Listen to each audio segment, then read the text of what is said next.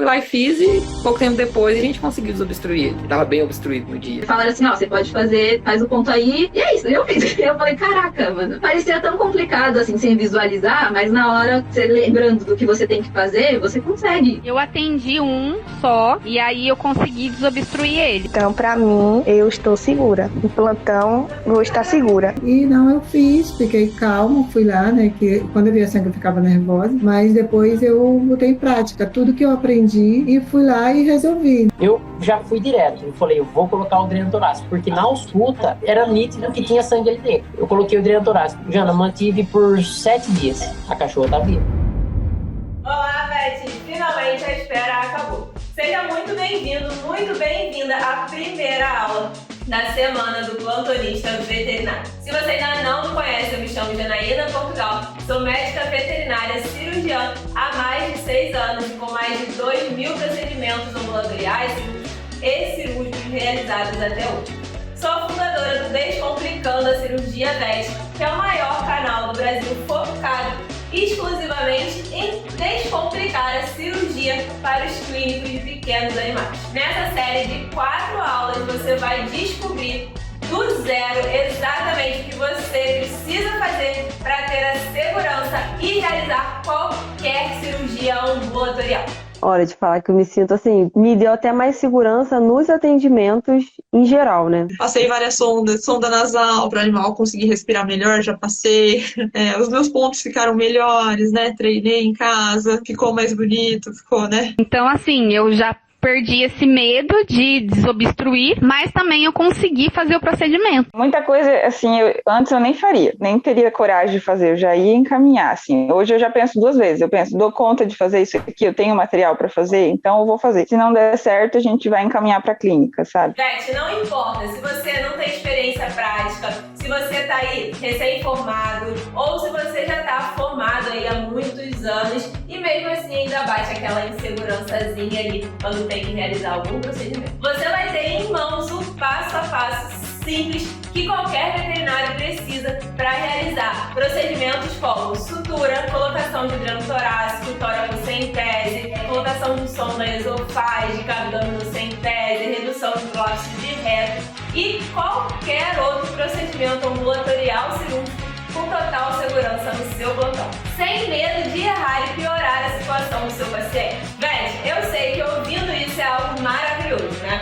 Mas eu sei também que quando se trata da internet, as pessoas ficam ali meio com o pé atrás e tudo bem, é normal, eu também fico às vezes. Imagina só se chegam e falam que você vai ser capaz de realizar qualquer cirurgia ambulatorial no seu plantão com total segurança. Não importando aqui se você é recém-formado, se não tem experiência prática, ou se já está formado há mais tempo. Como que você vai acreditar nisso, não é mesmo? Eu te entendo e não te julgo. Se eu estivesse aí, do outro lado, no seu lugar, e não tivesse visto com os meus próprios olhos mais de uma dezena de colegas de profissão conseguindo superar os seus medos, superar as suas inseguranças na hora de realizar uma cirurgia ambulatorial, é muito provável que eu também duvidasse do que eu estou falando aqui. E é por isso que eu quero te mostrar aqui rapidamente o caso de alguns colegas que em pouquíssimo tempo conseguiram superar os desafios profissionais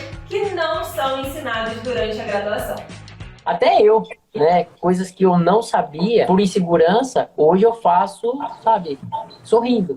E sem medo, né? Eu estou saindo totalmente diferente há uns meses atrás do medo que eu tinha quando me formar. Hoje eu não tenho mais medo, tô louca para me formar logo. Uma semana eu já comecei a colocar em prática, entendeu? A tentar deixar o medo. Ai, vou ver com cirurgião. Daí eu falei, epa, eu sei fazer isso, gente. Por que que eu não faço? E aí já deixei de lado essa insegurança. Então mudou real, assim, de verdade. Sabe o que é mais legal, Beth?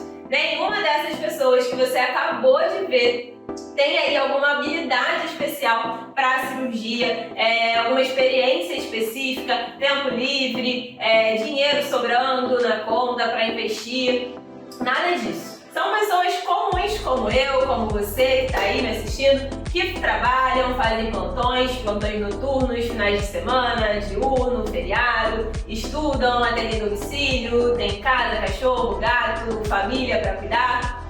E também eram atormentados aí pelo bichinho do medo e da insegurança, mas que mesmo assim conseguiram superar esses mesmos desafios que você tem enfrentado aí. E uma coisa eu te digo, com você não vai ser diferente, Beth. Esse evento ele foi pensado de forma milimétrica e de forma sequencial, para que lá no final dessa semana você tenha em mãos um plano prático em detalhes para conseguir alcançar os mesmos resultados desses VETs que você viu, ou até resultados maiores. Mas antes da gente ir lá pro conteúdo, eu quero te contar um pouquinho da minha história, um pouquinho de como que eu cheguei até aqui. Então, Beth, como acontece com a maioria dos médicos veterinários, o sonho de se tornar médico veterinário germina na gente quando a gente ainda é criança, né? E, obviamente, comigo não foi diferente. Eu tive o sonho de me tornar médica veterinária desde que eu tinha, sei lá, uns 6 anos. E essa vontade eu aprendi, esse amor pelos animais eu aprendi, obviamente, com o meu pai, que sempre tratou muito bem os animais, sempre odiou os maus tratos. E eu sempre ouvia ele falar ali, quando ele via alguém maltratar um animal, tá vendo? Por isso daí que às vezes acontece coisa ruim na vida, é por causa disso. Enfim, lá em 2008 eu entrei na faculdade, começando a seguir o meu sonho. Estava na faculdade que eu queria, mas eu entrei para zootecnia. E em 2010 eu fiz uma prova de transferência interna para cursar medicina veterinária. E nesse momento eu estava ali realizando o meu sonho de ser médica veterinária. Mas boa parte da minha graduação eu passei lidando com animais silvestres, que eram o meu sonho. Até que eu fiz a disciplina de técnicas cirúrgicas e encontrei uma nova paixão. Nesse momento eu comecei a gostar de cirurgia, comecei o meu estágio no centro cirúrgico da faculdade, isso em 2011, e eu nunca mais saí de dentro do centro cirúrgico. Em 2015, quando eu formei, eu não passei na prova de residência de primeira, então eu comecei a atuar nos plantões. Tive que cair nos plantões, assim como você aí provavelmente está fazendo plantão. E meu pai me deu de presente pós-graduação em clínica cirúrgica de pequenos animais. Então eu fui ali conciliando os plantões com a pós, até que no final desse ano eu passei para a residência, fui lá para campus, fiz a minha residência em clínica cirúrgica de pequenos animais. E aí quando eu voltei para o Rio de Janeiro em 2018, foi quando eu comecei a atuar somente como médica veterinária cirurgiã em uma rede de hospitais aqui no Rio de Janeiro, que eu comecei a perceber que coisas que para mim eram muito simples, procedimentos que para mim eram muito simples e que qualquer veterinário deveria saber realizar, eu percebi que não. Eu percebi que os clínicos não sabiam reduzir o prolapso de reta, por exemplo, e me ligavam desesperados pedindo para que eu fosse até o hospital para fazer esse procedimento e outros procedimentos também. Já fui chamada para fazer sutura, tratar ferida, enfim, todos aqueles procedimentos ambulatoriais cirúrgicos. E foi nesse momento que eu percebi que eu tinha ali um conhecimento que poderia ajudar os clínicos de pequenos animais, os clínicos, os plantonistas de cães e gatos aí nessa rotina louca que é o atendimento de pequenos animais, né? O atendimento clínico. E aí lá em 2020, no meio da pandemia, eu criei o Descomplicando a Cirurgia VET. O Descomplicando a Cirurgia VET, ele foi criado justamente com o intuito de descomplicar a cirurgia para o clínico de pequenos animais. Olha só a minha primeira postagem, isso lá em 2020. E hoje, todas as vezes que chega alguma mensagem, mensagem por direct, nas redes sociais, no Instagram, de algum seguidor falando que conseguiu realizar algum procedimento, eu fico extremamente grata, porque eu sei que eu estou conseguindo passar o meu conhecimento para você, que atua aí como clínico, como plantonista de pequenos animais. Esses e outros centenas de médicos veterinários já se livraram de uma vez por todas do medo de realizar cirurgias ambulatoriais e estão atendendo muito melhor os seus pacientes, os pacientes que chegam no seu consultório, os pacientes politraumatizados, que é o tema da aula de hoje. Mas com o conteúdo que eu produzo aí nas redes sociais, ele não tem uma sequência lógica, são conteúdos aleatórios. Muita gente me pediu um conteúdo que tivesse ali uma sequência, um passo a passo, sobre a cirurgia ambulatorial. E é por isso que aqui eu criei esse mega evento, essa sequência de 3 aulas e aula ao vivo no domingo, na semana do plantonista veterinário. Que é aqui que eu vou te mostrar passo a passo para você se tornar totalmente seguro e realizar qualquer cirurgia ambulatorial. Então, ó, agora pega seu papel, sua caneta e vai anotando aí que a gente vai entrar no conteúdo. Então, bora pro conteúdo, Beth. A partir de agora, a sua jornada para salvar cada vez mais vidas vai começar, combinado? Então, ó, vamos começar. Deixa eu apagar aqui. Primeiro eu preciso te falar que minha letra é feia, tá? Então, mas você vai entender.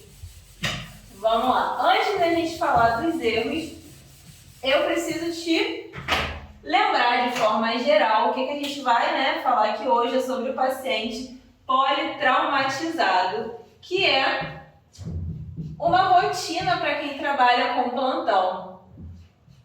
Aqui, vou abreviar. Para quem trabalha com plantão. De forma geral, a gente tem que esses politraumatismos, eles podem acontecer por atropelamento, que na minha rotina é o que eu vejo maior frequência são os atropelamentos. Brigas, eu acho que está aí em segundo lugar, pelo menos na minha rotina, acredito que na sua também. Os animais que são vítimas de maus tratos, né? E aí a gente entra nos chutes, pancadas, pauladas. Já recebi paciente esfaqueado, baleado, tá? E quedas. E as quedas. Esses aqui são os principais tipos de traumatismos que você pode receber no seu plantão, tá? E aí a gente tem esses politraumatismos, eles podem afetar diferentes órgãos de diferentes maneiras, tá? Então a gente tem os traumas torácicos, os traumas abdominais, o trauma em cabeça, tá? Sendo aqui, trauma torácico, trauma abdominal mais frequente. Aqui no trauma torácico a gente pode ter pacientes com pneumotórax, hemotórax. No trauma abdominal a gente tem o hemoperitônio ou o uroperitônio, tá? Mas você que trabalha com plantão, você não recebe somente o paciente politraumatizado, certo?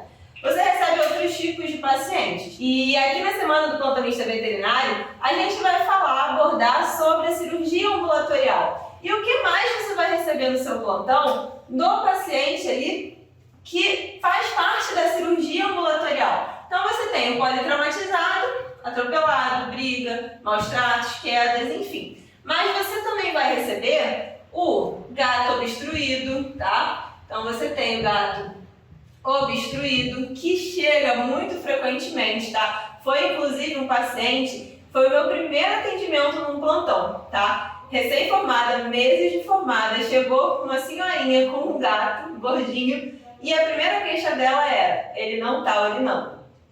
Primeiro plantão, o gato obstruído já chegou pra mim e ele pode e vai chegar pra você. Se ainda não chegou, ele vai chegar, tá? Então a gente tem o gato obstruído, a gente tem os pacientes com feridas, que muitas vezes essas feridas estão associadas com o politraumatismo, tá? Aquele paciente que é atropelado, que sofre uma briga, tem avulsão cutânea, avulsão labial, tudo isso. Outro procedimento que está muito relacionado com o politraumatismo é o quê? É a proptose do bulbo ocular, tá? A proptose do bulbo ocular também pode chegar no seu plantão e você aí, como plantonista, como médico veterinário de pequenos animais, você tem que saber reposicionar esse bulbo ocular se for o necessário para ele, tá?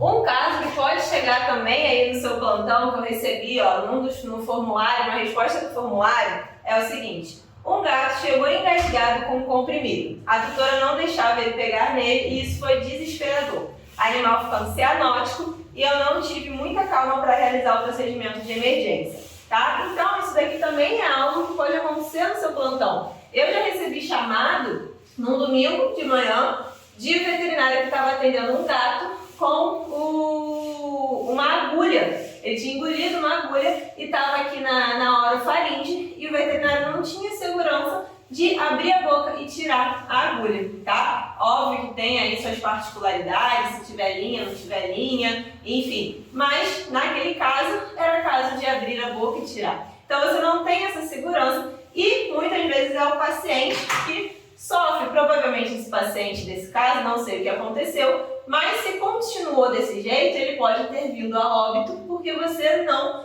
teve a coragem, a segurança de agir e salvar a vida desse paciente, tá? Então, quando você tem esses medos, essas inseguranças, você acaba encaminhando o paciente sem necessidade e aí esse paciente pode acabar vindo a óbito, como na maioria dos casos ele vem, ou ele pode... Você vai acabar prejudicando ele porque você não fez o procedimento que você achou que não fazendo você estaria ajudando ele, tá? Então, ó, isso aqui tudo você pode entender no seu plantão, tá? E tem outros casos, tá? Dentro do politraumatismo, a gente tem diversos procedimentos, diversas cirurgias ambulatoriais que você pode precisar realizar. Vamos então para o primeiro erro, tá?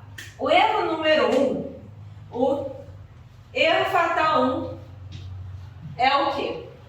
Talvez esse erro ele esteja muito mais relacionado com a mentalidade da medicina veterinária como um todo do que somente um problema seu, tá? Mas o que é? É uma falta de treinamento, uma falta de conhecimento da equipe, de preparo da equipe como um todo para atender o paciente politraumatizado, tá? Então vamos falar do primeiro erro, tá? O primeiro erro talvez não tenha muita relação com você aí, que trabalha no atendimento, mas é um problema aí de toda a medicina veterinária, né? Então vamos falar de erro fatal número 1, que é o quê? Esse primeiro erro, ele vai estar relacionado com a falta de preparo da equipe como um todo, tá? Então, a gente lida com a falta de preparo. E aqui eu não estou falando só da falta de preparo do médico veterinário, mas da falta de preparo de toda a equipe, né? Da equipe como um todo que trabalha com você. A gente sabe que a gente tem na clínica, no hospital, no atendimento, a gente tem normalmente o médico veterinário, a gente tem o auxiliar, a gente tem o recepcionista e a gente tem os estagiários, né? E cada um desses vão exercer um papel muito importante aí no atendimento de um paciente politraumatizado, no atendimento de um paciente que chegue no seu plantão, tá? Então, você não está preparado também, né? Essa falta de preparo, ela atinge a maioria dos médicos veterinários. E se você se sentir mais preparado, se você se preparar, você consegue orientar o recepcionista, o auxiliar, o estagiário. Para quê? Por exemplo, a gente sabe que quando o paciente sofre algum acidente, alguma coisa, muitas vezes o tutor ele liga para a clínica para pedir orientação, para saber como proceder, como levar no atendimento, tudo isso. E o que acontece? Muitas vezes o tutor liga e aí pergunta, meu cachorrinho sofreu um acidente e tudo mais, o que eu posso fazer? Muitas vezes a recepcionista, que é quem atende, ela só fala, atrás a consulta é tanto, o veterinário vai estar aqui para atender, tá? Mas, se você prepara essa recepcionista para durante esse atendimento no telefone, já dar algumas orientações básicas, como por exemplo, foi atropelado, está com uma ferida aqui e está sangrando muito. E aí você prepara essa recepcionista que atende o telefone a já, por exemplo, traz para atendimento, mas traz com uma compressão no ferimento, comprime com pano, protege o olho que está com uma proptose de bulbo ocular ali, com uma gase umedecida com solução fisiológica. Então você já deixa essa recepcionista preparada para saber dar algumas orientações, né? Só que a gente sabe, né, principalmente você, quando a gente trabalha em plantão noturno, feriados, muitas vezes você não tem o recepcionista, na maioria das vezes, principalmente no plantão noturno, e muitas vezes você não tem o estagiário, né? Então, muitas vezes, na maioria dos casos, é só o médico veterinário e o auxiliar para fazer esse atendimento, né? E tem lugar, né, que nem mesmo o auxiliar existe. Tem muito veterinário que faz plantão sozinho, tá? Faz plantão sozinho. E isso daí, né, gente, não é o recomendado, não seria o ideal, mas eu sei que acontece e não vai deixar de acontecer nem tão cedo aí na medicina veterinária. E o que acontece? Quando a gente fala de um atendimento de um paciente em emergência, os consensos, eles recomendam aí que tenha de 3 a 5 médicos, né? De 3 a 5 médicos para realizar um atendimento ali, uma ressuscitação, um atendimento de um paciente politraumatizado, ali onde um vai atuar como cirurgião, o outro como auxiliar, o outro como anestesista, o outro como volante de sala, tá? E muitas vezes é só você, ou só você e o auxiliar, tá? Mas se você se prepara, se você estuda, sabe o que você tem que fazer, você consegue orientar esse auxiliar que está com você para que vocês consigam ter ali o mesmo pensamento e realizarem as mesmas condutas, tá? E com isso, não é o melhor dos mundos no atendimento, mas você consegue dar o seu melhor para esse paciente, tá? Então, a falta de preparo como um todo, de médicos veterinários, da equipe, não pode ser uma desculpa para que você não atenda o seu paciente politraumatizado, o seu paciente no ambulatório cirúrgico, de maneira adequada, tá? Tem que ser um estímulo para você, médico veterinário, se preparar e orientar quem está contigo, seja o auxiliar, seja a recepcionista, seja o estagiário, combinado? Entendido? Então, ó, esse é o primeiro erro, que como eu falei, acaba sendo um erro aí geral da medicina veterinária. O segundo erro, ele já entra aí, ó, numa parada mais lá, que vem lá da graduação, né? Então, o erro fatal número 2, aqui ó, erro fatal número 2, ele está relacionado com o que você aprende na faculdade, tá? Então, eu tô aqui para te falar que a faculdade, ela não te ensina tudo, tá? Então, o erro fatal número 2 é que você aprende de maneira errada, digamos assim, né? Mas a faculdade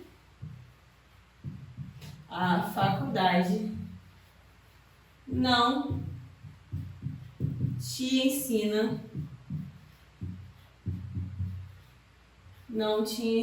tudo, tá? E eu vou te provar, gente, só pra lembrar, minha letra é feia mesmo, tá? É feia mesmo, é feia aqui no quadro, é feia no caderno, mas eu acho que dá pra entender, né? Então, a faculdade, ela não te ensina tudo. E como é que eu vou te provar? Como é que eu vou te provar isso, gente? Ó, eu fiz uma busca rápida, e pelo menos na minha universidade, o que a gente tem, onde eu me formei? A gente tem, ó, 4.535 horas de aula, tá? Horas de aula durante toda a graduação, tá? Então, 4.535 horas de aula em 5 anos de graduação. Isso daqui equivale a 51 disciplinas. 51 disciplinas. E aí a gente tem lá, né, clínicas de grandes, clínicas de silvestres, clínicas de pequenos, anestesia, cirurgia, inspeção, tecnologia de alimentos, aquele monte de matéria. E dessas 51 disciplinas, somente 2 são de cirurgia. Somente 2 disciplinas, elas estão relacionadas com cirurgia, né? Que na minha faculdade era ali técnicas cirúrgicas e patologia clínica cirúrgica. Isso daqui equivale, dessas 4.535 horas, a mais ou menos 288 horas, tá? Eita, peraí, minha letra é feia, mas dá pra ficar um pouco menos pior. Então, isso equivale a mais ou menos aqui, ó, cerca de menos de 300 horas de aula sobre cirurgia em 5 anos de graduação, tá? Você acha que em 288 horas, de 4.535 horas em 5 anos, o professor de cirurgia, que gosta de cirurgia, ele vai conseguir te passar tudo que realmente é importante?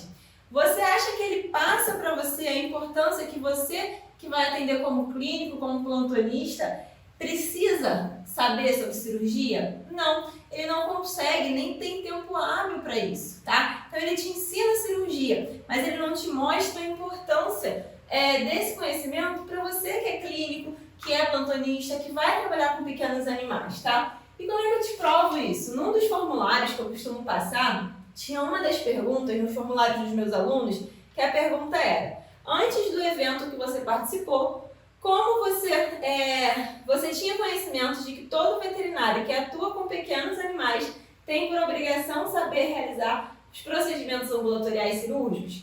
E essa pergunta aqui eu tive 86 respostas. Dessas 86 respostas, 70,9, tá? Então, ó, 70,9 dos médicos veterinários que responderam não sabiam que todo médico veterinário que atua, né, com clínicas de pequenos animais, tem que saber realizar cirurgias ambulatoriais. E uma outra dúvida era: você sabe quais são todos os procedimentos ambulatoriais cirúrgicos? Dessas mesmas 86 respostas, 82,6% não sabem quais são todos os procedimentos ambulatoriais cirúrgicos, tá? Então a faculdade, ela não te mostra que você que atua como clínico, como plantonista, tem que saber realizar cirurgias ambulatoriais. Por quê? Porque salvam vidas, porque melhoram o seu comissionamento, porque te valorizam como médico veterinário, te diferenciam no mercado. E você não sabe nem quais são todos esses procedimentos ambulatoriais cirúrgicos, tá? Então você tem um vazio, assim, digamos, na sua mente de coisas que você poderia estar fazendo, poderia estar melhorando, agregando no seu atendimento e que você nem sequer sabia que você podia fazer e nem sequer sabe o que você pode ou não fazer, tá? Então, isso daqui é uma parte que eu te provo que a faculdade não te ensina tudo. E, além disso, a gente tem outro problema aqui com a graduação, que é o quê?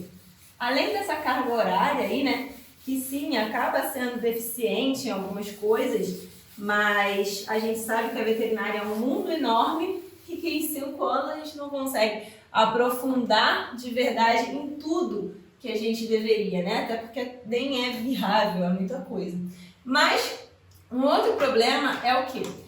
Quando a gente entra na faculdade de medicina veterinária, a gente tem muitas matérias ali no ciclo básico, né? E uma matéria extremamente importante para a área cirúrgica, para a área clínica, para a área ambulatorial cirúrgica é a anatomia, tá? Então, a anatomia é uma disciplina que é de extrema importância para você que atua como clínico, como plantonista, você que quer ser cirurgião, quer ser clínico, você vê anatomia onde? Lá no primeiro, segundo período da faculdade, certo? E nesses primeiros períodos você não quer saber de muita coisa. Você quer saber de sair, de ir para o barco, de ir para a chopada, de aproveitar a universidade, tá? E o que acontece? A anatomia, ela é a parte mais básica, tá? É a parte mais básica que está relacionada com o ambulatório cirúrgico. E é uma das coisas que mais te deixam com insegurança. A gente vai comentar um pouquinho sobre isso também na aula 2,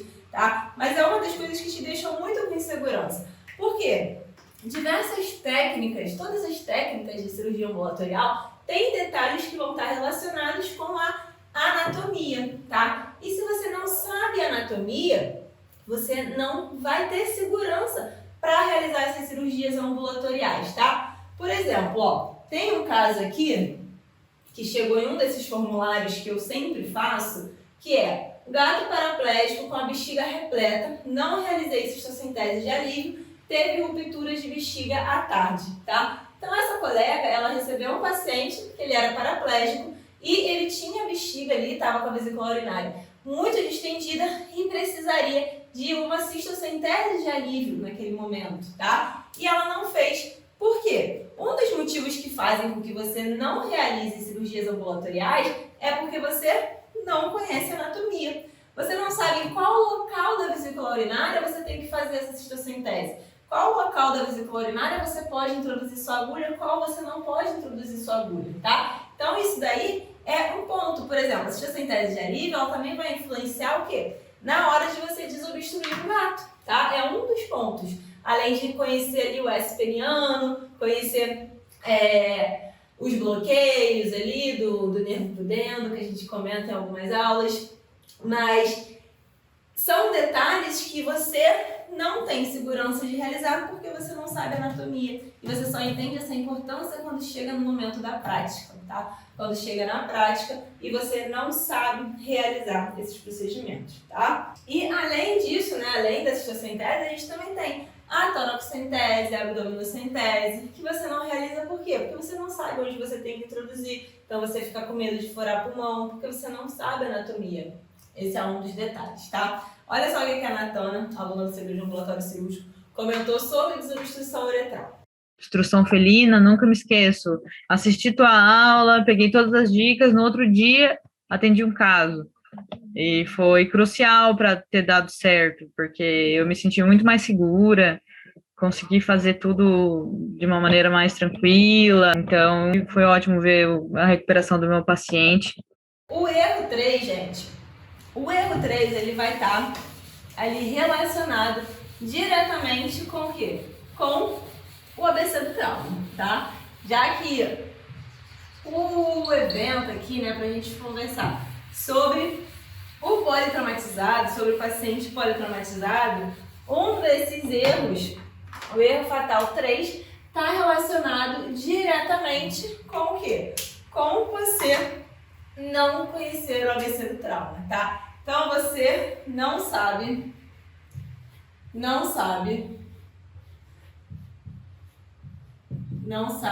o ABCD do trauma. Isso daqui, gente, vai te influenciar em várias coisas no atendimento desse paciente, tá? Então você não sabe o ABC do trauma. Se você não sabe o ABC do trauma, você não sabe atender o paciente politraumatizado que chega no seu plantão, tá? E o que acontece? Quando chega um paciente ali politraumatizado, a gente comentou no início, né? Pode ser atropelado, queda, briga, enfim, podem ser várias coisas. Quando chega esse paciente, muitas vezes a sua ação ali ou é de ir muito afobado ali e querer fazer muita coisa ao mesmo tempo, e por uma parte está certo nesse paciente, você não pode perder tempo em nada, mas você não pode perder tempo em nada. Ou seja, você tem que fazer tudo muito rápido, muito eficiente, mas da maneira correta, tá? Sem pular etapas e sem sair da ordem que o ABC do trauma te recomenda, tá? Ou então você paralisa e você não sabe o que fazer e você acaba encaminhando esse paciente, que é um outro erro que a gente vai falar mais pra frente, tá? Então, quando a gente fala aqui, ó, que você não sabe o ABC do trauma e que você vai com muita sede ao pote, digamos assim, tá? Por exemplo, o que a gente tem aqui? A gente tem muitos pacientes que eles chegam, né, quando a gente tem um trauma, eles chegam ali com feridas, com lesões externas, né? Então, a gente tem ali feridas, tá? Proptose de bulbo ocular, proptose de bulbo ocular. A gente tem, que mais? Fratura. A gente tem diversas lesões externas que vão tirar o seu foco do atendimento e vão fazer com que você queira primeiro ver aquela ferida feia que tem lá uma fratura associada, que tem uma luxação associada, que tem osso exposto, que tem necrose. Você vai querer olhar a proptose de bulbo ocular, porque são coisas feias que já chamam a atenção. Hoje eu atendi um cachorro que foi atropelado e ele tinha a patinha de trás estava quebrada, tinha uma lesão nessa patinha e ele tava com a pata assim, ó, quase aqui pra trás, digamos assim. Então a pata tava quebrada. E ele já tinha passado por um veterinário antes. E ele chegou pra mim e eu perguntei, fizeram alguma coisa nesse paciente? Olharam, funcionaram? Ela falou que passou um carro por cima dele, depois veio uma van, a van passou nele também e ele tava com a pata quebrada. E o outro veterinário, ele passou, se não me engano, por 2 veterinários, nenhum avaliou se tinha líquido abdominal, se tinha ruptura de algum órgão. Nenhum pegou um scalp e fez uma punção abdominal, uma abdominocentese. Esse paciente ele podia ter ruptura de órgãos. O que estavam pedindo? Estavam pedindo um raio-x para ver a fratura, tá? Por quê? Porque a fratura é o que chama atenção e que vai fazer com que você queira olhar aquilo com maior rapidez, tá? Então, isso daqui faz com que o paciente ele venha a óbito, tá? Por quê? Porque quando a gente está falando do ABC do trauma, o que é o ar? O ar é as vias aéreas, tá? Vias aéreas.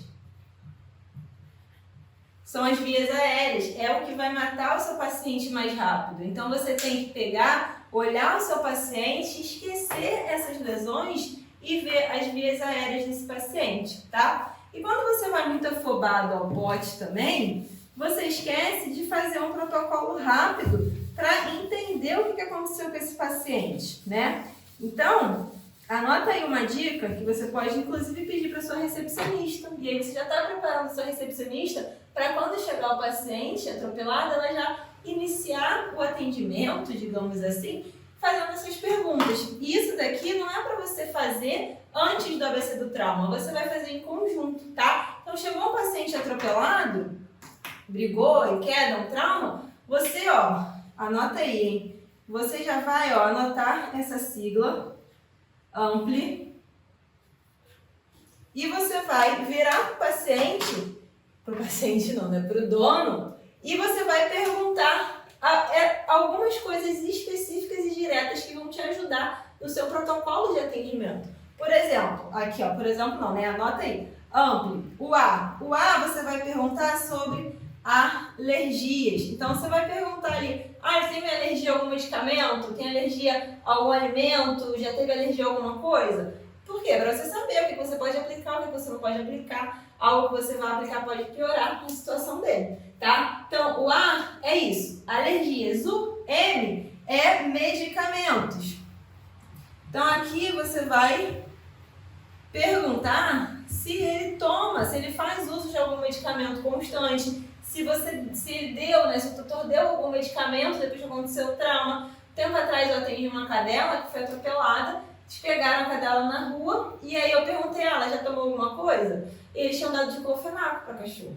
Então, se eu sei que eles tiraram diclofenaco, se a cachorra começar a ter vômito, eu posso pensar, talvez seja por conta do diclofenaco, não por conta do trauma, tá? Então, são coisas importantes para você saber se você pode aplicar os medicamentos que você tem, ou se algum vai interagir com o que o tutor deu, né? E se aquelas alterações que o animal está apresentando não possam ser por conta de um medicamento que o tutor deu em casa, tá? O P são problemas anteriores. Então, meio que um histórico médico, né? Problemas anteriores. Então, aqui você vai saber o quê? Se ele é cardiopata, hepatopata, nefropata, se ele já teve uma piometra, já teve alguma cirurgia de emergência, já operou alguma coisa. Rápido, coisa rápida. Ele já teve algum problema anterior, ele tem alguma doença, enfim. Saber algo rápido se ele já passou por algum outro procedimento. O A seria last, né? Em inglês, que é que você vai perguntar ali sobre quando foi a última alimentação. A última alimentação desse paciente, tá? E por último, o E é o evento.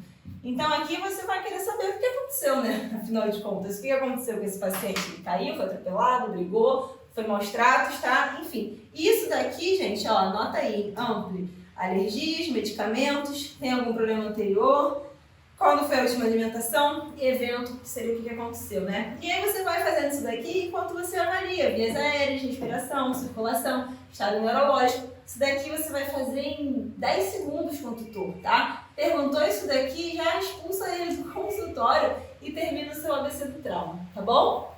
Entendido? Combinado? Ó, anotou? Papagaio. Uma outra questão, gente, como eu falei, né? É a questão dos encaminhamentos. Ou seja,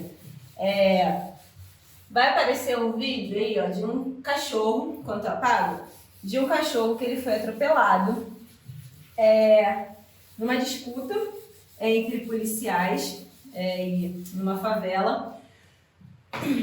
E aí ele foi atingido por uma bala e ele foi até um atendimento médico veterinário. Nesse atendimento médico veterinário, encaminharam esse paciente para a radiografia onde eu trabalho. Encaminharam esse paciente para a radiografia, sendo que era um paciente que ele tinha uma hemorragia visível ali, uma hemorragia grave visível. Então, ele não foi encaminhado para atendimento em outro lugar, ele não foi estabilizado, foi feita uma bandagem, que eu não vi essa bandagem, mas pelo que me passaram, a bandagem não estava confeccionada da maneira correta, porque estava pegando tórax, então estava aumentando o desconforto respiratório desse paciente, tá? E ele foi encaminhado para radiografia, tá? E aqui, ó, gente, você esquece que atualmente, antes desse ABC do trauma aqui, a gente tem o X, tá? A gente tem o X, atualmente a gente tem o X ABC do trauma. E o que isso quer dizer? Isso daqui quer dizer que a gente tem, quando a gente tem hemorragia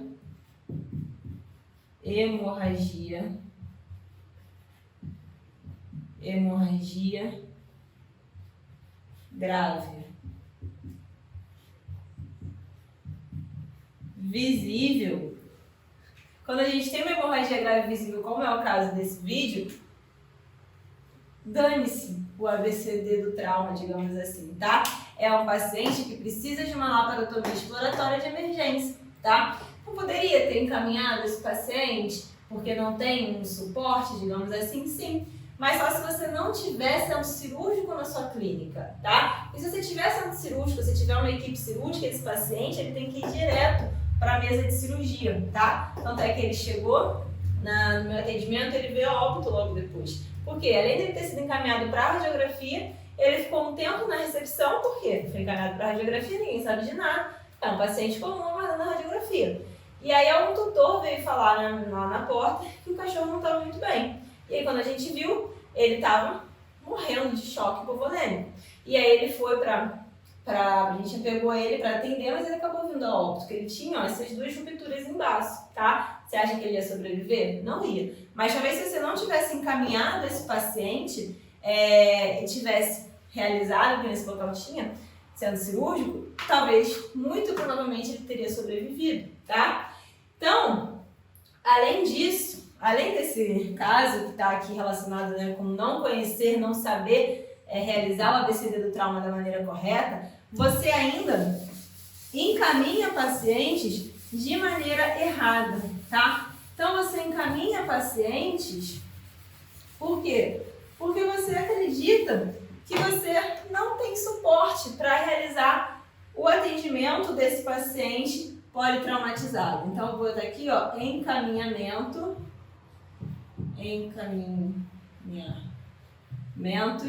desnecessários, tá?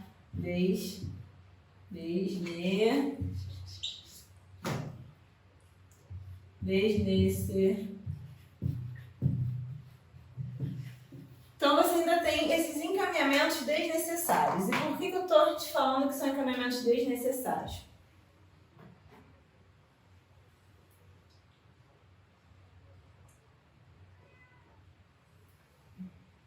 A gente tem basicamente aqui, ó, digamos aqui, dois tipos de encaminhamentos desnecessários. Um é quando você atende um paciente, você verifica que teve um trauma torácico e que tem a possibilidade de ter ali um hemotórax, um pneumotórax e tudo mais.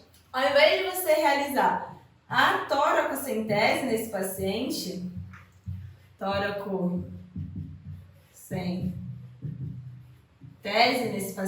você faz o quê? Você encaminha esse paciente para o raio-x. você encaminha esse paciente para o raio-x porque você fica, não vou fazer toracocentese não, porque vai que não tem líquido, vai que não tem ar e aí eu furo um pulmão, furo um coração. Você tem medo de fazer a toracocentese e você manda para o raio-x. E aí o que acontece no raio-x com esse paciente? Eu não vou nem falar nada não, eu vou ler aqui uma resposta que chegou num dos formulários. Animal com dispneia, som de ausculta pulmonar crepitante e úmido, o veterinário me mandou fazer a radiografia torácica do animal. Era efusão pleural e logo após a manipulação em VD e LL, lateral, vento dorsal, na radiografia ele deu uma parada e veio a óbito, tá? Então, gente, se você tem um paciente que pode ser que tenha, que está em angústia respiratória por conta de um trauma, você auscultou, acha que tem líquido ou que tem ar, e ao invés de você fazer uma toracocentese, você manda para o raio-x, você está condenando o seu paciente ao óbito, tá? Por quê? Porque você começa a estressar um paciente que ele já não está bem, e você estressa, e aí ele acaba parando na mesa de radiografia, onde em alguns lugares é o técnico que faz, não tem nem veterinário para fazer, e ele vem a óbito, tá? Por quê? Porque ao invés de fazer um simples procedimento, que é enfiar uma agulha no tórax, você encaminha para o raio-x e ele acaba vindo a óbito. E além de encaminhar para o raio-x, você acha que você não tem suporte, principalmente que você não tem equipamento suficiente. Principalmente você que trabalha em consultório, tá? Muitas vezes você acha que você não pode realizar certos procedimentos porque você trabalha em consultório e aí você acaba encaminhando esse paciente para realizar o procedimento em outro lugar. E aí o que pode acontecer? O paciente estava com angústia respiratória, foi feita a radiografia, já está errado aí, né, porque não era para fazer radiografia, e ele estava com efusão pleural. Como trabalho em consultório, não me senti confiante para realizar toracocentese e encaminhei o paciente. Quando você encaminha esse paciente, tá? Eu não estou aqui falando que você que trabalha em consultório tem que operar, tem que fazer milhões de coisas, atender milhões de emergências, não. Mas se você conseguir pelo menos estabilizar esse paciente antes de encaminhar, você pode e deve, porque assim você está salvando a vida desse paciente, tá? Se você encaminha esse paciente, você está levando ele ao óbito, tá? E o que você prefere? Salvar ou matar o seu paciente? E, gente, ó, vou te falar aqui, de acordo com a resolução, tá? Então, você, Janaína, mas eu trabalho em consultório, eu não posso fazer nada disso em consultório. Você pode sim, tá? Você pode. É só você procurar lá, ó, a resolução de número 1275 de 25 de junho de 2019. A partir dessa resolução 1275, ela permitiu, tá escrito, eu vou ler aqui para você, que consultórios veterinários são estabelecimentos de propriedade, enfim. No artigo 5, parágrafo único, é permitida a utilização de sedativos e tranquilizantes, combinados ou não com anestésicos locais, para a contenção e realização de procedimentos ambulatoriais, sob a supervisão e presença permanente do médico veterinário, tá? Então, gente, isso daqui é permitido. Você pode realizar uma toracocentese no seu consultório, você pode realizar uma abdominocentese no seu consultório, você pode sedar o seu paciente no seu consultório e realizar procedimentos ambulatoriais cirúrgicos ali que sejam mais simples, mais fáceis, mais rápidos, tá? Você não precisa encaminhar esse paciente. Você pode e deve realizar esses procedimentos e salvar o seu paciente, tá bom? Combinado? E aí, gente, quando você faz esses procedimentos, ao invés de encaminhar esses atendimentos, tá, gente? Você ganha não só o paciente, né? Você se diferencia. E aí, ó, quando você faz encaminhamentos desnecessários, tá? O VET, só você, veterinário, vai estar perdendo com isso, tá? Por exemplo, ó, várias outras respostas que eu tive. E aqui não só do politraumatismo, mas ó, tive que encaminhar o paciente com lipidose hepática, pois não sabia colocar uma sonda esofágica. Felino que estava necessitando de uma sonda esofágica, acabei encaminhando para o colega. Então essa daqui perdeu a comissão. Esses dois perderam essa comissão, perderam de ganhar um certo valor por aquele procedimento.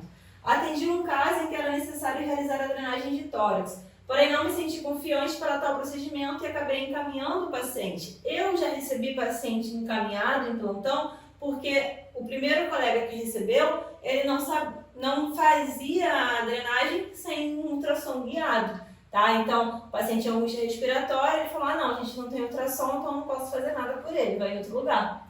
E eu fiz a drenagem, fiz a toracocentese sem ultrassom, tá?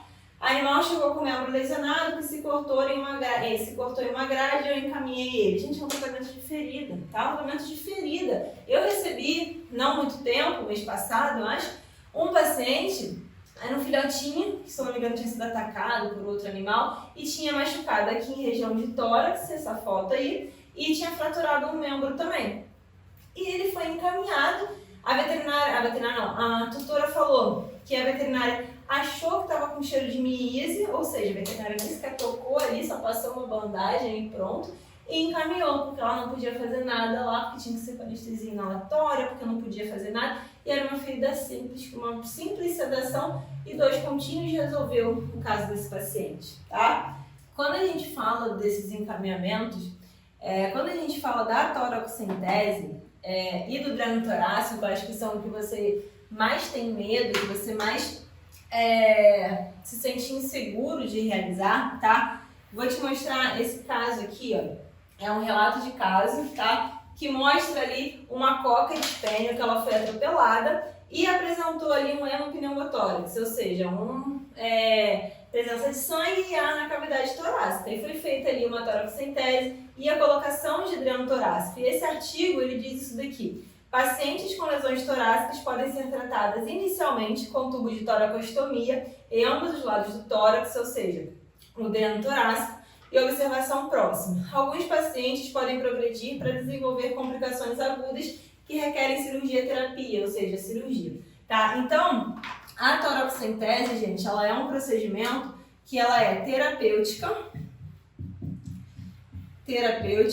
ou diagnóstico, tá? Ou diagnóstico. Como o caso que eu falei que eu recebi de um colega, paciente com angústia respiratória, com efusão pleural, e já era um paciente, se não me engano, era FeLV, não lembro. Então ele já tinha um diagnóstico e ele fazia toracocentese de forma terapêutica para aliviar a angústia respiratória. Mas no caso de trauma vai ser um procedimento diagnóstico, tá? Nesse caso da cocker spaniel, quem você acha que fez a toracocentese desse paciente, tá? Quem você acha que fez isso? Foi o clínico que atendeu esse paciente, tá? Por quê? Se ele espera o cirurgião vir, acontece igual aconteceu com o caso que eu comentei aqui anteriormente. Muitas vezes não dá tempo do cirurgião chegar, não dá tempo dele chegar e ele vai acabar vindo a óbito. Por quê? Por angústia respiratória. Lembra lá que o ABC do trauma, a gente tem as vias aéreas e o segundo aqui, ó, é a respiração. O B é a respiração. Então, se ele não está respirando de forma adequada, ele não está oxigenando e ele vai vir a óbito. Se você esperar o cirurgião, pode ser que ele venha a óbito antes do cirurgião chegar, tá? Por exemplo, ó, houve um caso que após o raio-x foi constatada a presença de efusão pleural, porém na época eu não sabia fazer e tive que pedir para o meu colega cirurgião ir até a clínica. Porém, como demorou, acabou não dando tempo de fazer muita coisa por ele. Não sou eu que estou falando aqui. É você que me falou isso daqui no formulário. É caso aí, ó, de um veterinário que me falou isso daqui. E esse artigo ainda diz, ó, experiência em emergência veterinária e cuidados intensivos mostram que muitas mortes seriam evitadas por condutas organizadas, tá, gente? Então, o ABC do trauma é uma forma de você organizar esse atendimento do paciente politraumatizado e você alinhar com a sua equipe. Aquela equipe que está despreparada, lembra do primeiro erro? Então, ó, o ABCD do trauma, ele foi criado o quê? Para você avaliar do que? mata mais rápido, que são as vias aéreas, a obstrução das vias aéreas, com exceção quando a gente tem hemorragia ativa grave. Para o que pode esperar, né? Que aqui é a exposição, né? Fraturas, fructose. Então, o que pode esperar?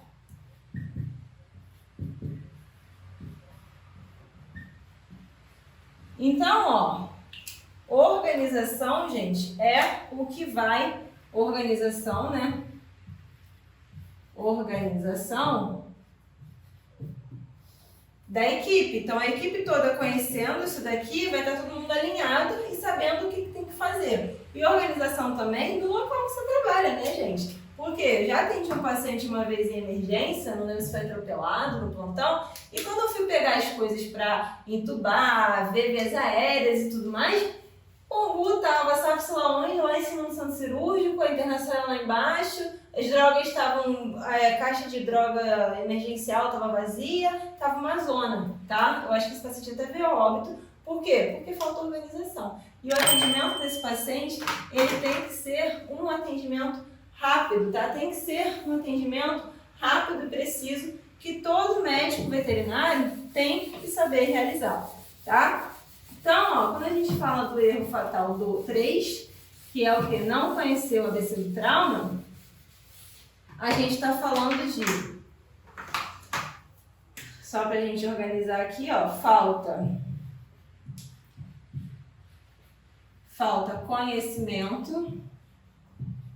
conhecimento do ABCD do trauma. Então, vai faltar o quê? Organização, vai faltar ordem de atendimento, porque você vai querer olhar a ferida antes de vias aéreas, encaminhamentos errados, tá? Encaminhamentos errados. E tudo isso daqui, gente, leva ao óbito do seu paciente, tá? Leva ao óbito do seu paciente. E se você sabe, gente, atender esse paciente, você vai ter resultados assim como o Thiago, que você vai ver aí, também teve com a cadela do pai dele, da sua mulher.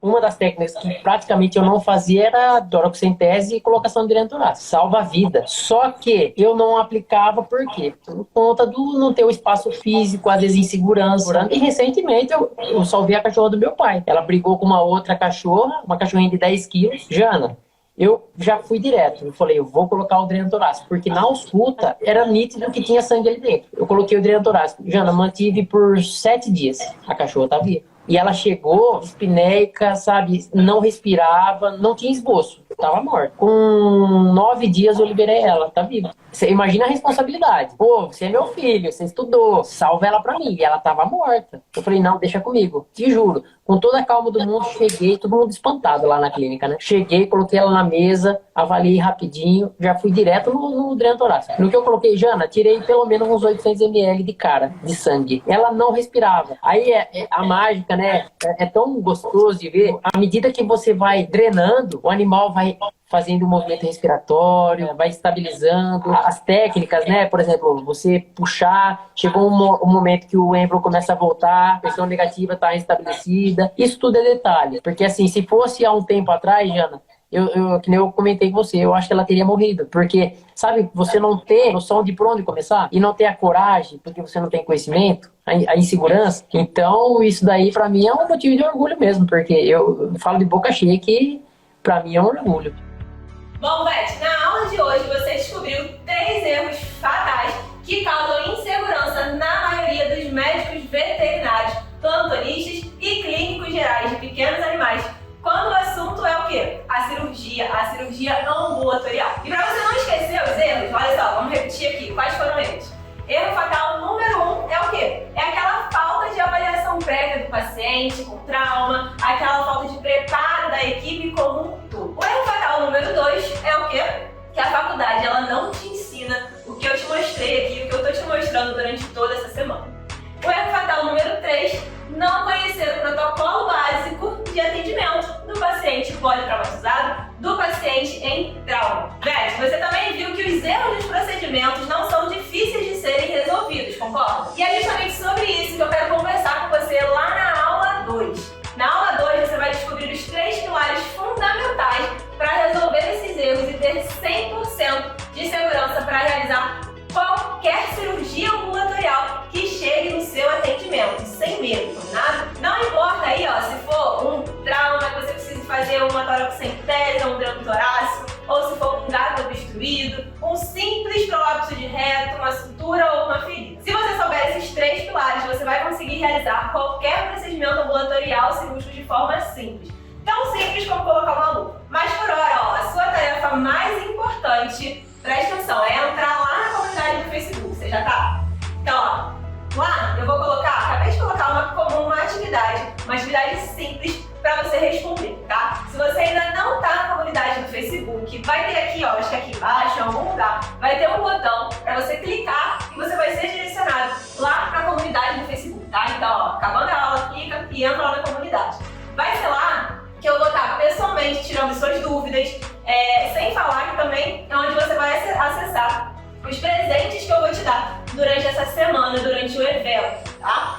Que presente, Janaína? É isso mesmo, tá? Eu preparei alguns bônus exclusivos para os veterinários que são mais comprometidos. Os veterinários que estão participando da Semana do Plantonista Veterinário e que estão lá na comunidade do Facebook. Mas você só vai ter acesso se assistir todas as 4 aulas principais do evento. E ó, pra te lembrar, no domingo, além de te entregar o último presente da semana, eu vou responder ali ao vivo as principais dúvidas e as atividades que foram sugeridas ao longo das aulas, tá? Então, assiste as aulas, responde as atividades e vem pra aula de domingo. Então, ó, o primeiro presente já está disponível lá na comunidade do Facebook. Basta você entrar lá, responder a atividade, que é um caso, e baixar o seu arquivo, colocar a senha que apareceu aqui em algum momento da aula. Então, ó, a atividade que está lá para você tem algumas regrinhas.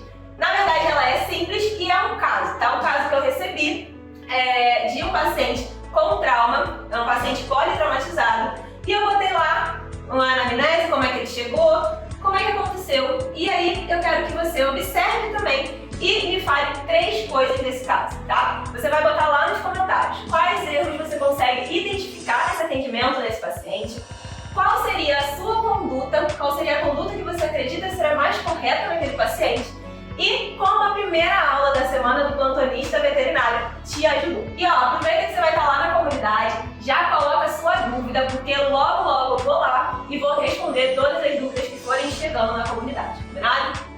Bom, Beth, ó, estamos chegando no fim da primeira aula, mas lembre-se que esse é apenas o início da sua jornada. Na próxima quarta-feira, às 8 horas da manhã, eu vou te enviar um link, eu vou te enviar lá no e-mail o link da segunda aula. E depois dessa aula, eu te garanto que os seus plantões nunca mais serão os mesmos. Então, ó, fica ligado no seu e-mail e no grupo do WhatsApp, porque às 8 horas de quarta eu te envio o acesso exclusivo da aula 2 da Semana do Plantonista Veterinário. E, Beth, se você quiser saber mais sobre a cirurgia ambulatorial e você ainda não me acompanha nas redes, me segue lá no Instagram, no YouTube, no Facebook, no Telegram, porque diariamente eu posto conteúdos totalmente práticos no feed, nos stories, no YouTube, em todas as minhas redes sociais. Então eu te espero na próxima quarta-feira, às 8 horas da manhã. Beijo, Beth! Eu lembro a primeira live que eu assisti dela, era sobre emergência, e eu achei incrível a maneira como ela estava descomplicando aquilo, falando com uma naturalidade de um assunto que pra mim sempre foi muito complexo. E eu sempre tive muito medo, né, de lidar com a emergência, de sair da faculdade, assumir um plantão e não saber o que fazer. Então, desde que eu conheci o perfil dela, eu sempre busco acompanhar os eventos que ela faz, participo de tudo, porque realmente vale muito a pena. E realmente ela descomplica a cirurgia VET. O que eu coloquei em prática? A questão da água oxigenada eu já mudei. aí, limpar a ferida, eu não sabia que dava para escovar daquele jeito, sem machucar, sabe? Ninguém, eu acho que as pessoas pensam que realmente machuca e não é certo, e ferida é muito comum acontecer, né? Foi uma coisa que eu também aprendi, comecei a repensar. O prolapso de reto é de lei, então se aparecer, sou eu que vou fazer o negócio do tubo, a sutura em bailarina, a forma de colocar. Tem bastante coisa, na verdade, mas eu não tô lembrada agora. Mas assim, tudo que você fala um pouquinho a gente vai absorvendo, já vou repensando, sabe? Porque são coisas que realmente eu não me importava, passava assim despercebido. Tinha medo, sim. Confesso que assim, como eu ainda não coloquei nada em prática, e seria bom agora, porque eu teria um profissional do meu lado, né, por eu ainda ser estagiária, sempre tive esse medo, porque antes mesmo dessa clínica, eu trabalhei numa da prefeitura. Então, assim, aparecem os casos mais macabros. Apareceu uma vez uma cachorrinha que foi atropelada, enfim, e aí eu fiquei só olhando, super assustada.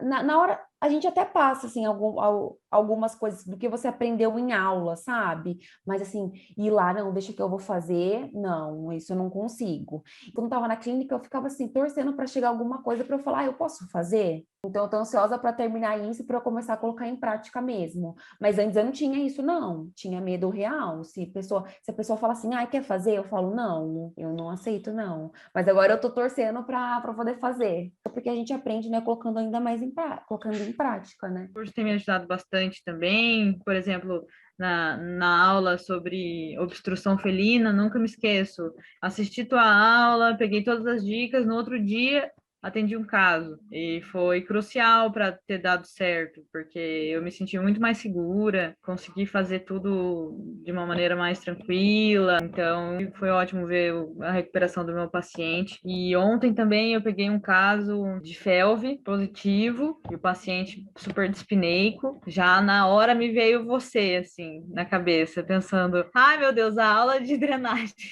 toracocentese, vamos assistir, é o momento de rever. E aí acabei que a radiografia indicou realmente um mínimo ali de efusão, nada drenável, até conversei com o radiologista, então a gente fica para a próxima, para drenar a toracocentese. Muita coisa, assim, antes eu nem faria, eu nem teria coragem de fazer, eu já ia encaminhar, assim. Hoje eu já penso duas vezes, eu dou conta de fazer isso aqui, eu tenho material para fazer, então eu vou fazer. Se não der certo, a gente vai encaminhar para a clínica, sabe? Eu também, assim, eu tenho noção das coisas, eu tenho limitação. Se realmente não tem condições, né, a gente vai ter que encaminhar, não tem como fazer lá embaixo, enquanto não tiver tudo equipado, né? Então, eu acho que, assim, nesse sentido, sim, eu, assim, perdi um pouco do medo, eu tinha muito medo de receio de fazer as coisas, né, de dar errado, tudo. Então, assim, nesse sentido, eu já perdi um pouco do medo, sim.